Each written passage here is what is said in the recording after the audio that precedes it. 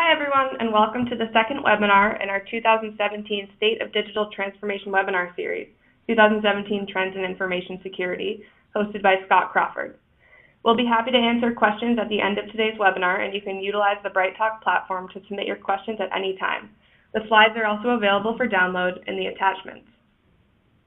For those of you not familiar with 451 Research, we're an IT research and advisory analyst firm providing syndicated research and data products, custom advisory services, and industry events.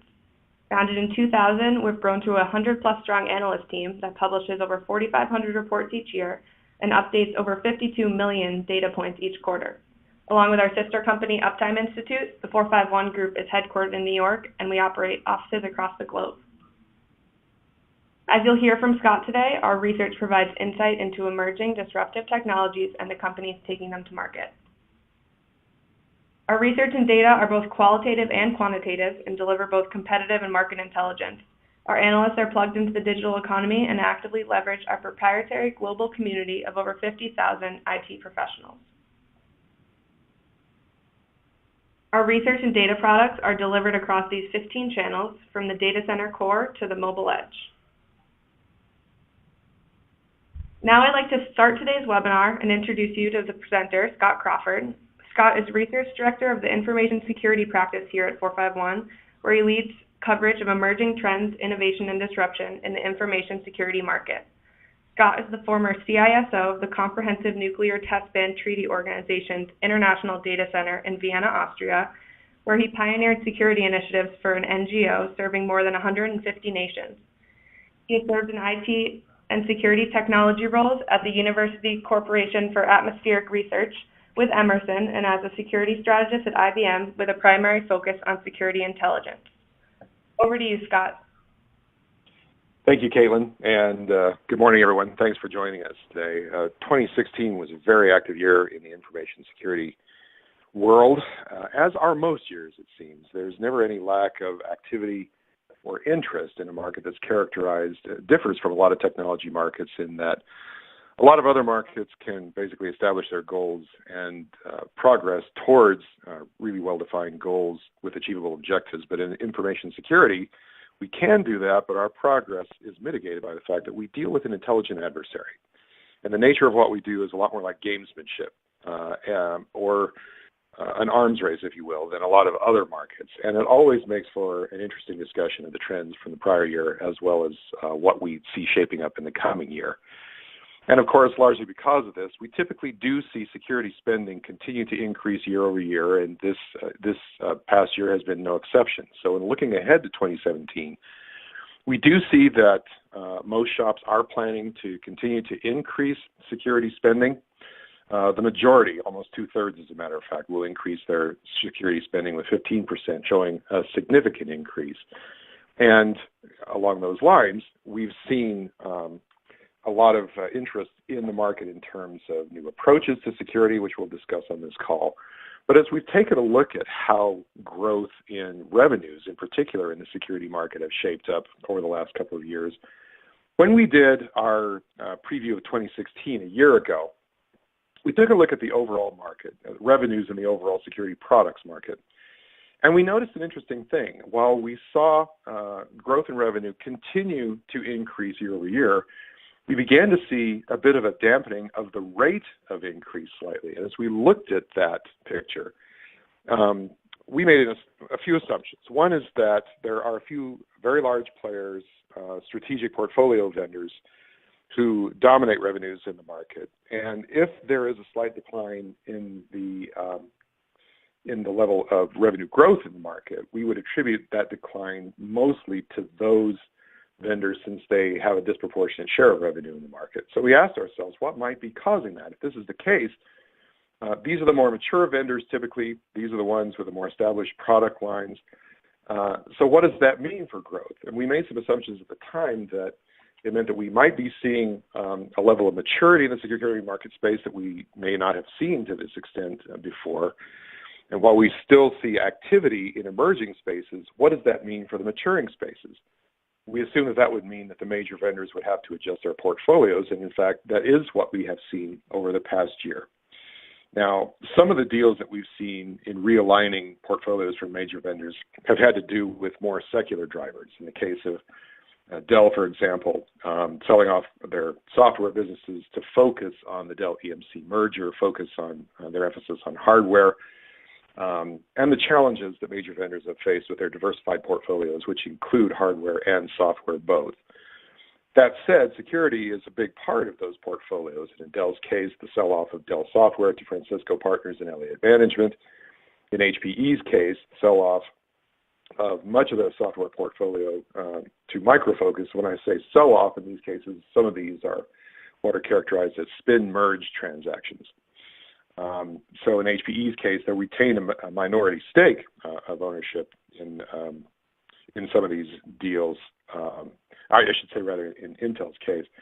But in the other cases, we have seen a realignment of these portfolios, and security has been part of this realignment. But we've also seen some shifts in other cases, as in Symantec's case, where they acquired Blue Coat, also LifeLock, but I'm focusing on Blue Coat because of what it means for their strategy in the enterprise security products market. And in Symantec's case, this is a vendor with long roots in legacy endpoint, legacy anti-malware security primarily, antivirus rather primarily. And so a recognition there of the shifting nature of the market. We'll talk about some of these shifts, but with the acquisition of Blue Coat, that says a lot about the focus of major vendors on what's coming in the cloud, what's available today to product vendors to manage security in and for cloud and SaaS environments. So we have seen the shift that we anticipated, and we expect to continue to see more of that in the coming year. In fact, one of the big things that we've seen in this past year that we expect to see continuing into 2017 is a pretty substantial growth in the level of private equity investment in the information security space. We saw 7 such acquisitions in 2014, 18 deals in 2015, but 22 in this past year. That's a 3x increase over the number of PE deals in just 2 years. So why is this? Well, what I was saying earlier about the maturing of some of these portfolios means that we're seeing assets that are coming available that do have a lot of appeal to private equity investors. These are mature portfolios that still generate income in terms of maintenance and ongoing licensing revenues. So in the case of HPE, the ArcSight product family, very well established in a number of security operations centers, and so can still be relied upon to generate a fair revenue stream going forward. And in the vernacular of the average individual, we think of that in terms of growth rather than income properties. So as these technologies mature, PE looks like a very attractive home for these, but also private equity investors also represent another funding opportunity in a climate that may have been less IPO friendly. We really only saw one significant security IPO this last year with the public offering of SecureWorks. We have seen a number of vendors achieve a lot of private funding and to large amounts in this past year. So PE represents yet another opportunity for vendors to realize cash in a less IPO-friendly climate, which has characterized the market in this past. We'll have a lot more to say about this when 451 publishes our 2017 M&A Outlook report, which you should be looking for in the next few weeks, so please stay tuned for that. So what do we see in terms of where are we seeing activity? Well, certainly, the investors see it in terms of startups, and it's still a very active area for M&A. In fact, for the second year in a row, information security is anticipated to be the largest segment of acquisition spending in the coming year, according to our Tech Banking Outlook survey, where you see the results presented here in this graphic. So what's really driving the market? What's driving the interest in information security, and where are we seeing the activity? Well, as we've written about in our 2017 preview report this year, there are some key domains where we see really calling the tune in the overall information security market. Probably the most visible one to us is the progress that's been made in anti-malware and endpoint security in the last year or two. We've also seen increasing intersections between analytics and security, the interest of security vendors in analytic plays over the last couple of years, particularly in behavioral analytics, and also the rise of automation at the service of security. And we've seen those two trends converge in ways which I'll discuss in a little more detail here shortly. The continued advance of cloud, however, is one of the major stories that's reshaping not only the security market, but also IT markets in general. The impact of the cloud and what that means for traditional approaches, particularly to on-premise data centers, is going to have just as significant an impact on information security. And so what does that mean for security practitioners and security shops going forward? We've also seen quite an uptick in the Internet of Things in this past year in more ways than just increased interest in the space. Obviously, we saw probably the most significant factor in terms of events was the Mirai botnet towards the end of this past year. We'll take a look at what both the rise of IoT means security as well as for the rise of IoT-related threats, which we do expect to have a pretty significant impact beyond just the security technology and products market alone. And with that in mind, trends in the threat landscape that are also helping to shape the nature of the information security market. These are the major trends that we are looking at in our 2017 report. So let's dig into some of these in a little bit more detail. As I mentioned, well, backing up a bit though, before we go into these areas in more detail, why are we seeing this activity in all these areas? Well, I mentioned that cloud is reshaping not only the nature of information security, but the nature of IT itself. But in terms of security in IT specifically, one of the big areas that security practitioners have had to deal with is that there are a lot of blind spots in terms of not only our visibility, but are able to exert meaningful control over threat actors in an IT environment. Historically, a lot of IT security spending has really been tied up in the perimeter, at the gateway, with firewalls, intrusion detection and prevention, UTM systems, proxies, DDoS prevention, web application firewalls, secure web gateways, you name it. A great deal of our spend has been focused at the perimeter. And as a result, this has left us with a number of blind spots throughout the environment. Now, there has long been security technology at the endpoint, as we're well aware. Antivirus is pretty long in the tooth these days, although it's undergone some pretty substantial changes, which we'll talk more about here shortly. But we have historically had a blind spot in terms of endpoint activity up until the last couple of years or so. Internal communications within the network has been another area where we haven't had the visibility that we've needed to be able to identify links in the attack sequence that would alert us to potentially malicious activity in the environment.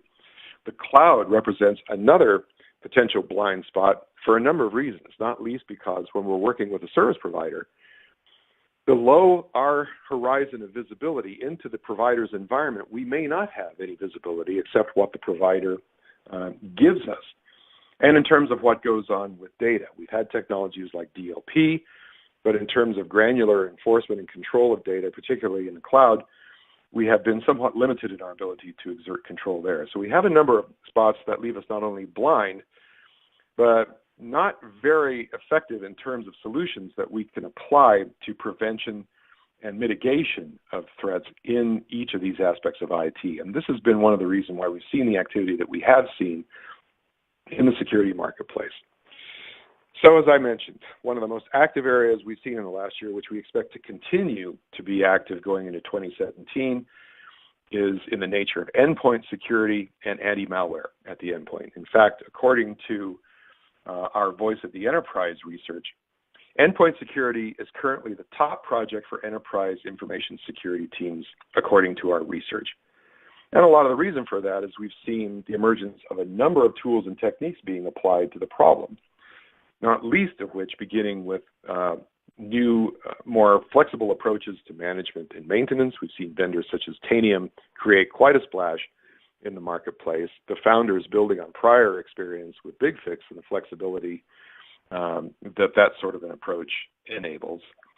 But also in terms of technology vendors themselves, Microsoft, just to name one, has become much more assertive, I guess I would say, in terms of deploying security patches, fixes, and updates, to the extent that it's now become a pretty regular part of most IT shops to keep up with Patch Tuesday and keep those systems maintained.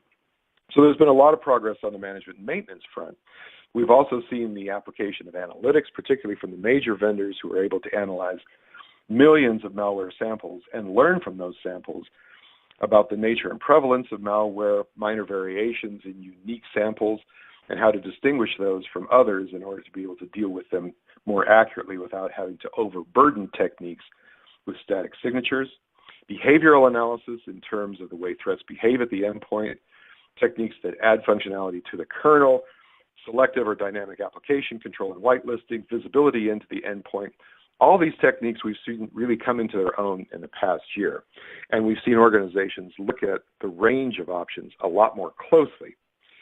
And in fact, we would characterize next generation antivirus, the fundamental point that those approaches have in common is that they don't have to have any prior knowledge of tactics in order to be effective. In other words, they're not necessarily based on signatures that are predicated on prior knowledge. Instead, they can anticipate the nature of malicious activity and mitigate it accordingly. So we've seen a lot greater increase in the visibility of those types of plays. We expect that to continue to be a significant trend going into 2017.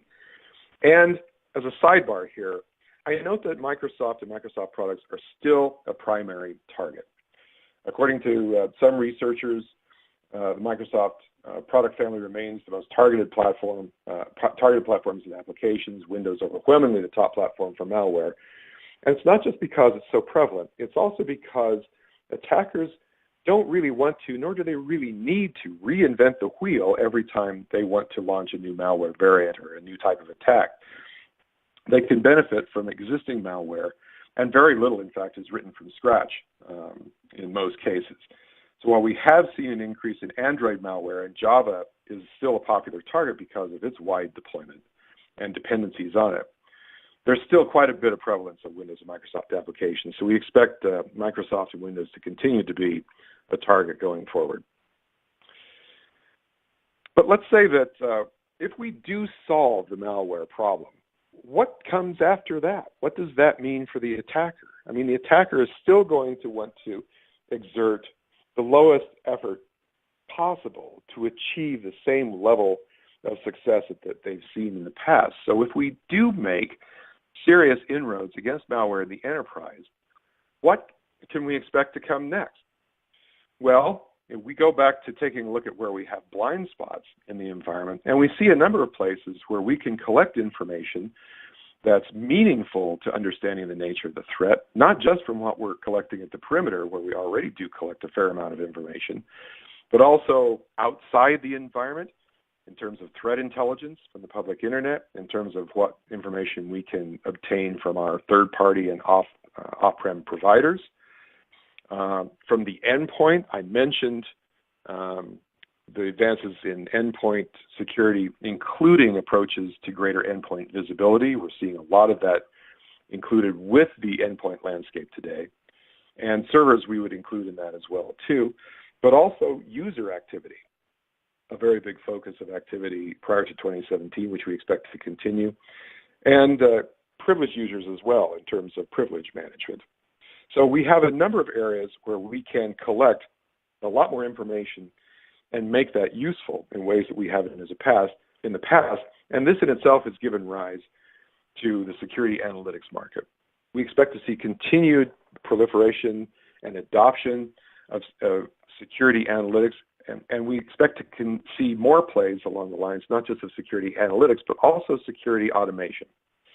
In the analytics space, we've seen endpoint threat detection, and continuous recording of endpoint data to augment the visibility that security teams have into potentially malicious activity at the endpoint to help triage and identify attacks as they emerge, to help with threat hunting after the fact, and to better mitigate and contain attacks as they emerge. In this past year, we've seen quite a bit of activity around applied behavior analytics and user activity and internal network activity, as well as the visibility that can be gained into the activity of privileged users. We expect to see that continue in 2017. We expect to see that align with threat intelligence. There's been a lot of activity around threat intelligence in the last couple of years with the rise of threat intelligence platforms. We see threat intelligence beginning to align with some of these larger trends, like security automation. And in security automation, we've seen the rise of what we may call security orchestration platforms. Phantom Cyber was the winner of the 2016 RSA Innovation Sandbox at the RSA conference this past year as an example of the type of automation of security tasks that can be built around modules of functionality that are characterized as recipes or cookbooks that are analogous to other approaches of modular functionality we've seen arising elsewhere. Those of you who got an Amazon Echo or Echo Dot over the holidays this year are familiar with terms like skills or activities. This sort of modular event-driven compute functionality is something that's characterizing the automation space, and we've seen that begin to make its appearance in security as well. We've also seen the rise of incident response automation platforms that facilitate the consolidation of incident case data, collaboration across investigation and response teams, and workflows to help coordinate response and manage the activities of incident responders.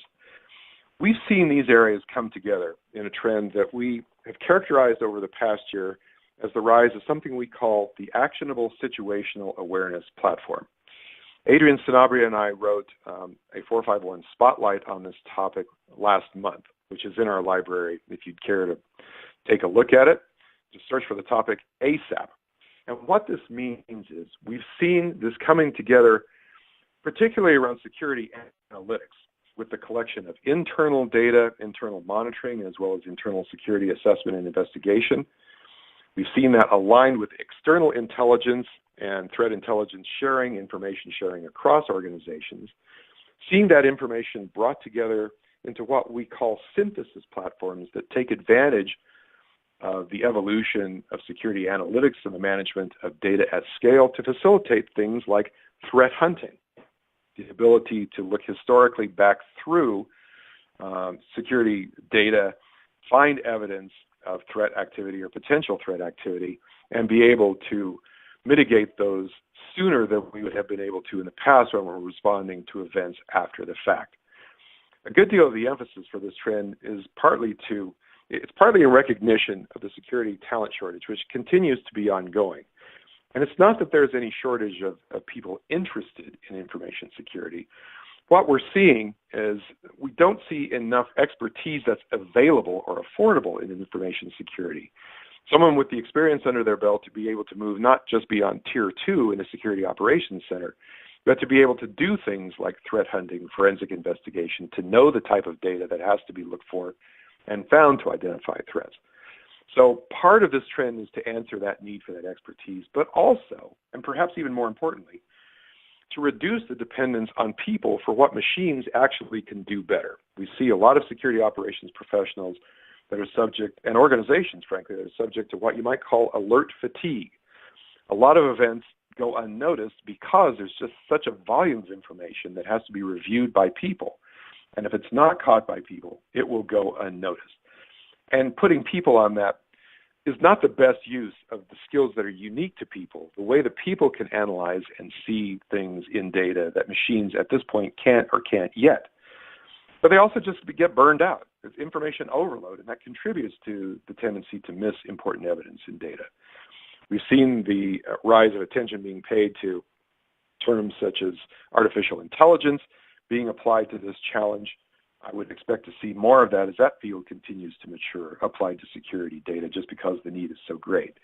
And one of the things that we've really begun to see in this past year that we expect to see more of in 2017 is the alignment of the synthesis with action through automation. So getting back to what I was saying earlier about the rise that we've seen in security automation and orchestration tools, yes, we've seen those begin to emerge in the past year, but we would expect in 2017 to see them begin to take even more information directly from security analytics and synthesis tools and apply that to action directly in the IT environment.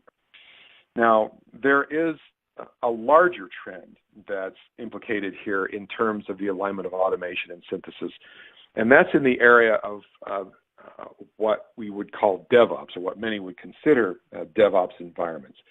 the integration of automation tools to really accelerate the development and deployment of IT functionality. I'll talk about that in a little bit more detail here shortly, because this alignment of synthesis and automated action is very much in view of public cloud providers, for example. But a lot of what they do is not necessarily exposed to their customers or to the public, but it is a trend on which those providers depend. And as a result, we will begin to see the impact of that more and more on IT, particularly IT that's deployed in the cloud. So if we're seeing all this, do we expect to see a lot of activity and a lot of adoption in 2017? So to use the quote that's used quite a bit in our space, the future is here, but it's not very evenly distributed. I believe I was going to say Douglas Adams' quote, but I might be wrong about that. But what that means in terms of the application of analytics and automation is that we will continue to see investment in 2017, but there are a couple of, if you want to think of them as catch-22s here, that would inhibit that adoption in the coming year. And in part, it's because the automation that will help alleviate demands on people still requires people and expertise in how to develop and deploy them and tune them appropriately in order to be successful. So in order to help alleviate people, we still have to put people on the case to have them tune and deploy automation to help it work in the environments where we see it adopted.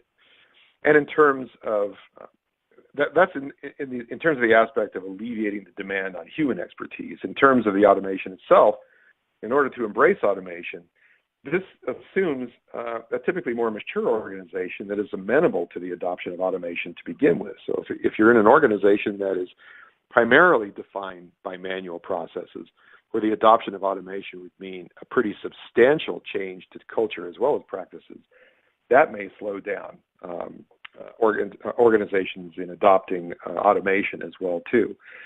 So the very things that we expect analytics and automation to help us succeed with are themselves problems that we'll have to get over as we get over the hump in adoption of these in IT security shops beyond highly automated environments today. So while we expect to continue to see investment and adoption in the coming year, it's been a little bit slower in coming than we might have anticipated. And partly is, in terms of automation, what should we automate? Organizations, aside from some basic low-hanging fruit as far as threat indicators that would indicate that, we might want to constrain access from an endpoint that is exhibiting suspicious activity, or raise the bar on access through engaging adaptive authentication, for example. What are the problems that automation can solve? So as security operations and IT shops answer those questions, we'll begin to see more adoption, but they have to get to those answers before we do see that a lot more broadly. Since I mentioned the cloud, what we've been seeing in terms of cloud security is particularly in areas of SaaS security, such as the cloud application control and the CASB markets that we've seen over the last couple of years. We've seen quite a bit of activity there. We've seen some pretty substantial acquisitions in the space. In 2015, we saw Microsoft's acquisition of Adallom, Blue Coats of Elastica. IBM produced its own cloud application control, its own CASB technology. And in 2016, we saw that continue with Symantec's acquisition of Blue Coat and Elastica along with it, Cisco of CloudLock, and even Oracle Polera. So we have seen major vendors make investments, particularly in cloud access security brokers and cloud application control technology. So in terms of SaaS security, we have seen a variety of techniques and deployment models really characterize this market. In terms of SaaS app discovery and visibility, security for data and communications between the enterprise and cloud and SaaS resources, the integration of DLP functionality, threat detection and monitoring in those environments, the engagement of granular access controls that are specific to policy, for policy specific to the cloud, and so on. We've seen deployment models range from those that are agent-based or proxy-based to those that are primarily API-based and variations in between. In fact, this elaboration has gotten so diverse that we have seen nearly 100 vendors in some aspect of cloud app control or CASB. As a result of that, in 2017, we really do expect consolidation and convergence in this market. We expect individual plays to incorporate a wider range of features. We expect to see them complement existing technologies and tools, such as enterprise identity and access management. CAC and CASB tools, as I mentioned, can provide more granular control over access to cloud resources in particular, because they have specific knowledge of and insight into those cloud resources. So they can apply policy in ways that are specific to those environments and extend the value of identity and access management to those environments as well. So we would expect to see this consolidation and convergence, not least because of the sheer number of vendors, but to give individual vendors in the space a broader footprint for competition against a fairly active market. What does that mean for the long view of cloud? Well, SaaS security is only one aspect of cloud security, and when it comes to the transformation that the cloud itself is exerting on IT, it can't be underestimated, the impact that's going to have on IT security as well. We've seen this progression towards what you might want to consider as disappearing infrastructure, in a sense, at least anyway. What I mean by that is, from its beginnings in on-premise virtualization, we've seen third-party providers seize the opportunity to deliver infrastructure as a service, platforms as a service, and continued growth in SaaS itself. But from there, we've seen the elaboration of even more finely grained building blocks of functionality through the adoption of containers, the implementation of microservices, and now we've seen the introduction of concepts around serverless computing, which is essentially exposing the compute functionality and if you're the deployer, without the need to be concerned about providing and managing the underlying infrastructure. So Amazon Lambda, for example, enables developers a way to provide compute functionality, at this point largely event-driven, but nevertheless, compute functionality where the developer, the provider, doesn't need to worry about provisioning the underlying infrastructure. That is all behind the scenes, and all you need to do basically is supply the code and expose it to the endpoints that you need to be able to run that code. This is going to have a pretty significant impact in the enterprise as this progression continues in terms of the tools and the expertise that has historically characterized IT security. And as we think through what the implications of that evolution are, the abstraction, to say the least, is going to shift our attention to what do we pay attention to in terms of IT security operations. Well, there's a lot that could be said on this topic, and we do have a lot to say on it. A lot of reports in the library on this, and more to come in 2017. But at a minimum, it will focus efforts more on what the cloud customer is responsible for, and basically abstract or obscure a lot of the security responsibility to the third-party provider. That means also that we may be deploying fewer tools in total in the long run than we currently deploy today, because we will have less need to manage infrastructure, particularly in the data center, and to secure and protect those environments if the data center is effectively hosted in the cloud. Does that mean that on-premise security is going away? Depends on the nature of the organization. For organizations that maintain a substantial physical presence, obviously local and distributed networks and endpoint computing will still be a priority. But a lot of organizations are a lot more distributed today. There are a lot more people working remotely and virtually than in the past. We've talked for years about the nature of the disappearing perimeter. This will emphasize that shift even more. We'll talk about that in terms of the changes in the threat landscape as well here shortly. But in terms of ease of adoption, we're already very familiar with that in terms of shadow IT, how easy it is for a shop to provision resources that they need in the cloud.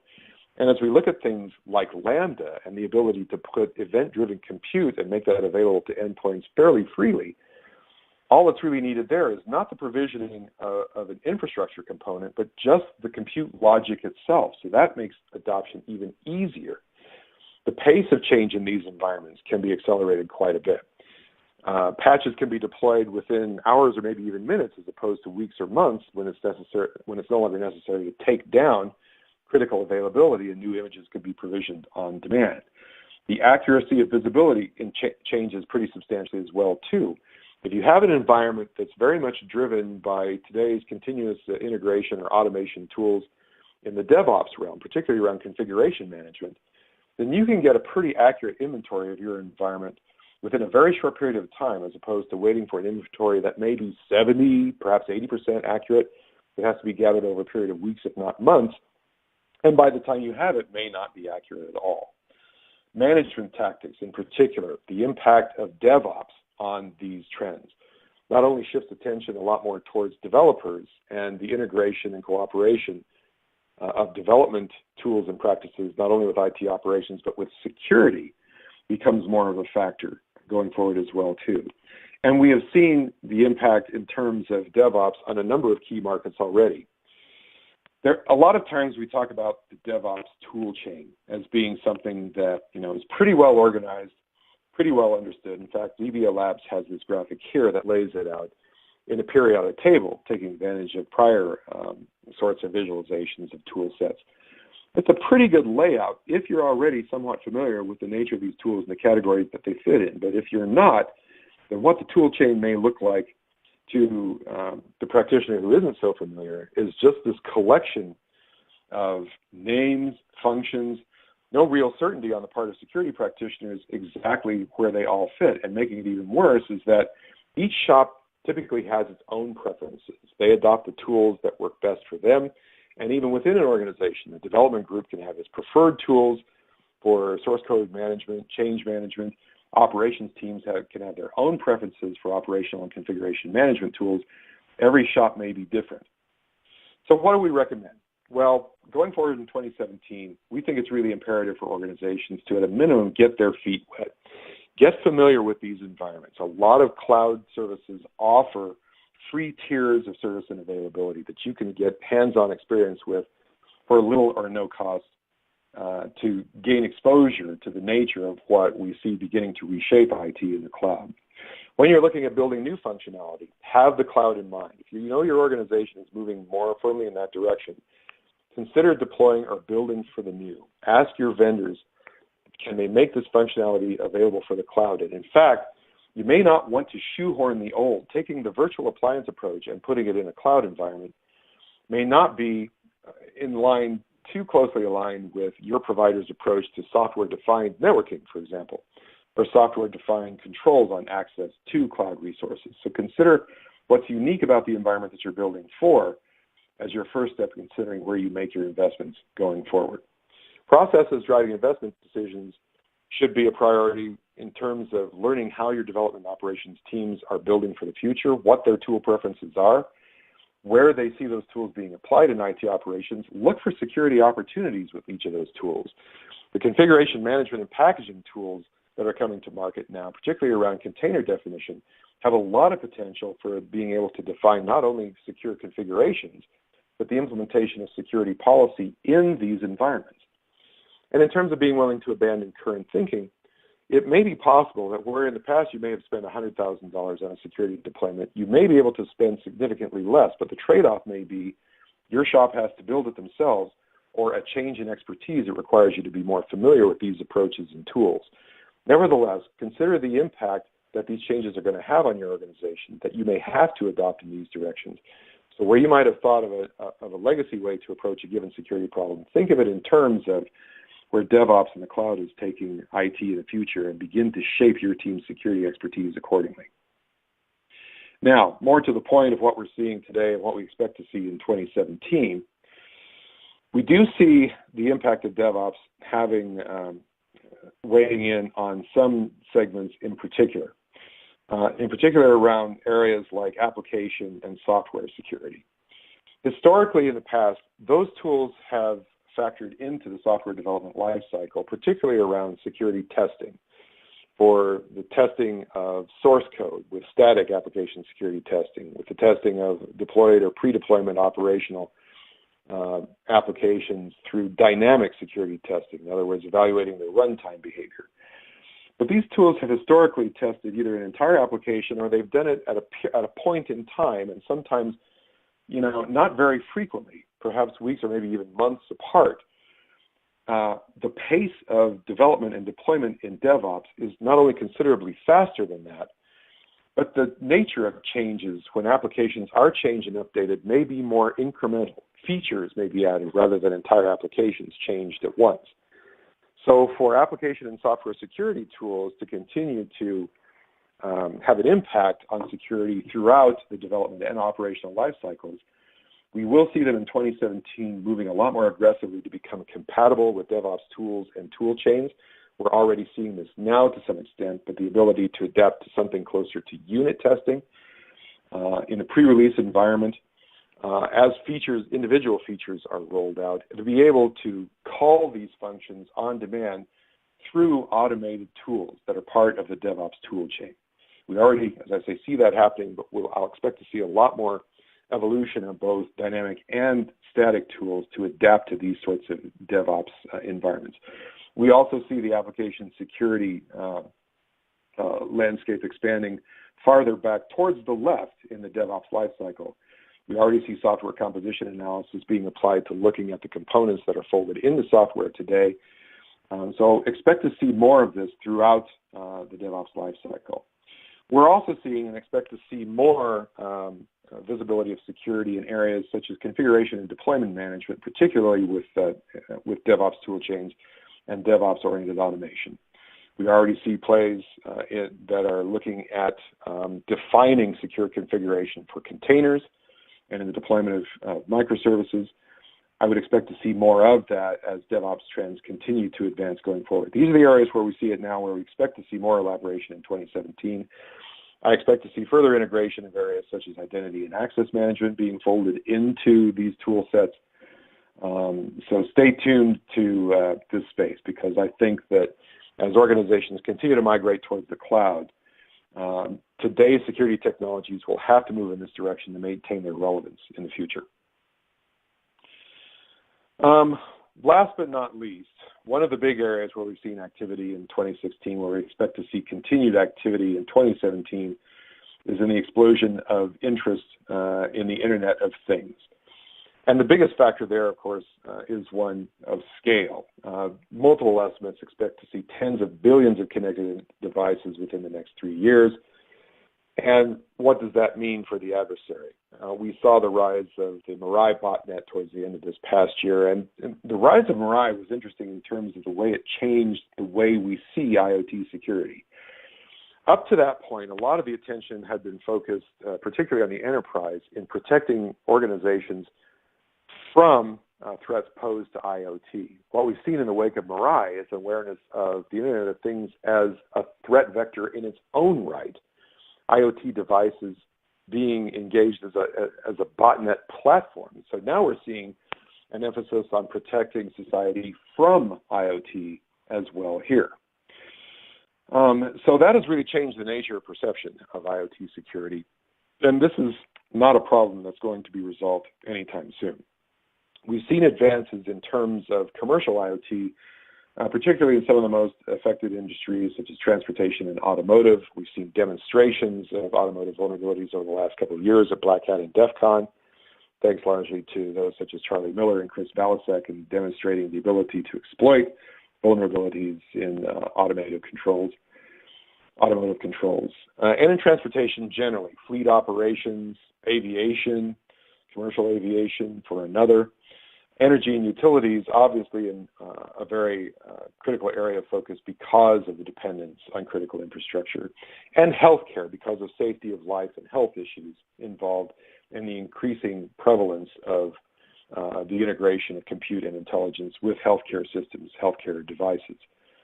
We followed that. We took a look at the emerging IoT security landscape in a report we published just last month, which I'll talk about here more in a moment. Before we do, let's talk about the threat landscape a bit. I haven't talked much about that because our focus has been primarily on the security products and vendor marketplace. We should take a look at the threat landscape and some of the things that have characterized it in the past year. We've seen ransomware, of course, be prevalent in a lot of organizations. But if we look at the trends that we see shaping the market in 2017, what does it mean for some of the trends in threat landscape that we've seen? Well, if we see the success of anti-malware really begin to have an impact in the enterprise, what does that mean for malware and attacks like ransomware in the future? In terms of nation-state activity, obviously a lot of headlines around that in this past election cycle. But will they be broadening their horizons in terms of targets of opportunity? We've seen things like attacks against the power grid in Eastern Europe over the past 1 to 2 years.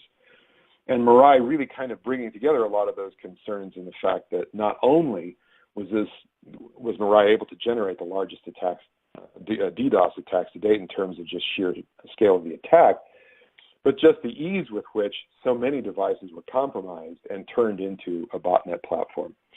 So we expect the trends that we've been seeing in the security technology markets to have an impact on the threat landscape as well.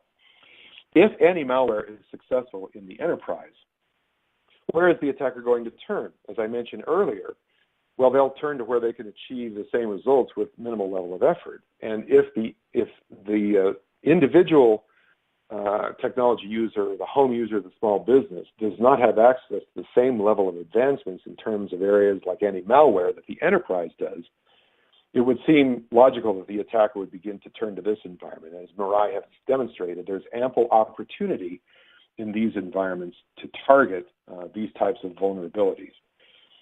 And as a result, we have seen, well, I'll come back to that here in a minute, but let me talk first about some of the advances that we have seen. It's not all bad news when it comes to IoT. We have seen service providers themselves having an advantage, being on the front lines of defense against things like the threat posed by IoT. We've seen them take strides to absorb the level of DDoS attacks that we have seen in the past, although we've seen some of them targeted as well. But more than provisioning capacity will be needed to really confront these types of attacks. Within industries, we have seen some industries that have been very focused on security threats over the past years, and utilities, NERC-CIP, of course, has been a pretty substantial factor for the last several years. Similarly, high trust in healthcare. But we have seen, in healthcare's case, we have seen some activity that raises the bar, if you will, on the need for protection in those environments. And I'm thinking in particular of the issue with MedSec, taking vulnerabilities in St. Jude Medical technology directly to a short seller to shine a spotlight on those vulnerabilities and to have them resolved. In terms of the advances being made, though, in other areas in the automotive industry, we have seen the Society for Automotive Engineers embrace standards for defining and implementing security in connected automotive systems. We've seen automakers embrace bug bounties in particular, next-generation initiatives in aviation around air traffic control, and cross-industry initiatives such as the Security Purple Expertise Group and the Purple Foundation, and in lawmaking in the U.S. Cyber Supply Chain Management and Transparency Act. So we have seen some progress there.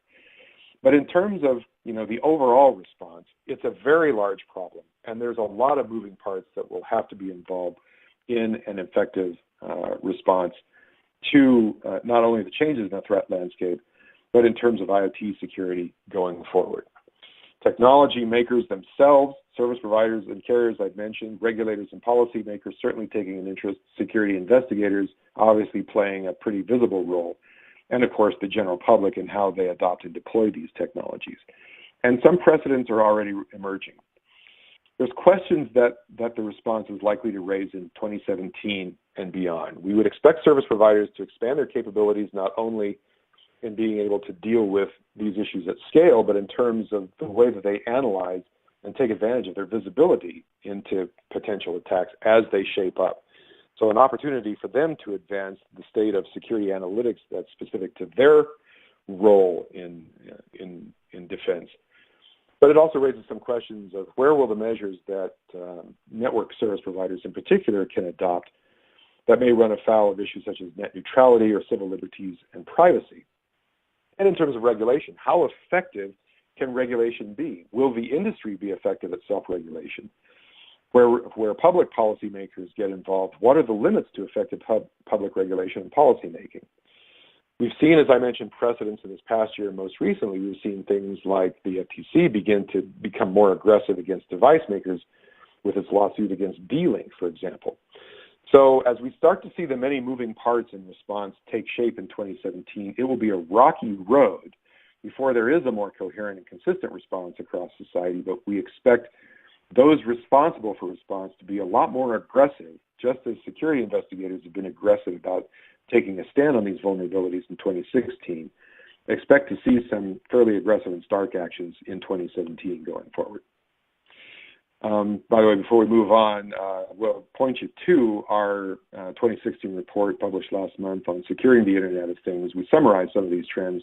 We take a look at a taxonomy for IoT security and mention some of the players that we've seen emerge in this space so far, with more surely to come. So check out that report if you have access to it and you haven't seen it already. To take a look at our view of what's shaping up in 2017 in more detail, I would point you to the full report, 2017 Trends in Information Security, where we deal with each of these areas in a bit more detail. And with that, Caitlin, let me turn the call over to you to wrap us up and take some questions if we have some. Yeah, so let's see, we have a few questions here. What are the devices having threat hunting facility to mitigate all new series advanced malware? So if I'm understanding that question correctly, anything that gives you visibility into the activity in an environment is potentially a candidate for information gathering that would be relevant to understanding and identifying threat activity in the environment. But there's some areas that we've seen hotspots, particularly in the endpoint, around endpoint threat detection and response, continuous recording of endpoint activity. That's been a very popular area of endpoint technology over the last 2 years, and that's one area that investigators can turn to for that sort of information. We've seen threat intelligence play into this as well, too, in providing a knowledge of threat actors and threat activities that give investigators clues as to what they can look for in the environment. User behavior analytics, applied user behavior analytics in terms of the activity associated with individuals, can also be very helpful, considering that attackers can compromise the access credentials of legitimate individuals. People who have legitimate access are not using their access maliciously, but if an attacker compromises the credentials, that activity can be detected. So looking at those types of sources for that sort of activity. So it's not just any one device or any one point. It's basically asking organizations to use their imagination. If you look at the sequence of threat activity, if you look at the attack chain, what are the movements in an attack chain, in a certain type of attack, that would be revealed in IT activity? Where would you look for evidence of that activity? And that should lead you in the direction of where you'd want to go to look for that sort of information. Great. Second question, do you feel the increase in PE investments could negatively impact innovation in the security space? That's an interesting question because, as I mentioned earlier in the call, private equity investors are often characterized as being interested in assets that will generate a reliable income stream, reliable revenue stream. So often mature technologies where an ongoing source of either maintenance or recurring revenue can be relied upon in those environments. Does that mean that PE investors would only look for those types of plays, or more importantly, for emerging plays? Would that dampen the investors' interest in their growth? And I think what we've seen so far is the answer is likely no in a lot of cases. It really kind of depends on the investor. But we have seen investors begin to make, private equities begin to make investments in plays that are really more growth-oriented at the early stages of their evolution. Just this past week, the acquisition of Blue Vector, a competitor in the network security and analytics space, being acquired by a private equity player. So we've seen private equity investors actually broaden their horizons to some extent in this space. So I would say not necessarily the case. If it's clear to the PE investor that what they're looking at is a play that's early in its growth, and they allow it to grow accordingly, and they expect to reap the benefits from that, then PE represents yet another opportunity for access to cash for the technology company itself, and also gives the private investors a broader range of potential assets to acquire. So I'd say not necessarily, and it really depends on the acquisition and the investor in those cases. Okay, and last question today. Do do you foresee some type of UL compliance equivalent certification coming to fruition for IoT devices that ensure they comply with some basic type of security safety standards? Also a really good question. I do see efforts within industries to start moving in those types of directions. It's really kind of industry specific. So I mentioned the Society of Automotive Engineers initiative in that direction to define some, if not standard specifications for implementing security in connected automotive. So I expect to see industry start to move in that direction. HITRUST Consortium has had something of the sort in mind, although they have not elaborated it quite to the detail yet, that I think SAE is likely to in automotive. Will it be universal across industries? I think that would be fairly difficult because a lot of implementations are really industry specific. There are some things that are common across, such as the ability of endpoints to connect to let's say cellular networks in a widely distributed environment, and aspects of the functionality in an endpoint platform. They may be using common operating system platforms, for example. But beyond that, a lot of them can be very industry specific. So I would expect to see that sort of evolution within industries. But yeah, I do expect to see some, and I'm already seeing it in automotive, as I say. Great. Thanks, Scott. And thank you to everyone who joined today. We appreciate your time. Like I said earlier, you can download the slides in the attachments, along with a complimentary report excerpt of the 2017 Trends in Information Security report that Scott had mentioned earlier.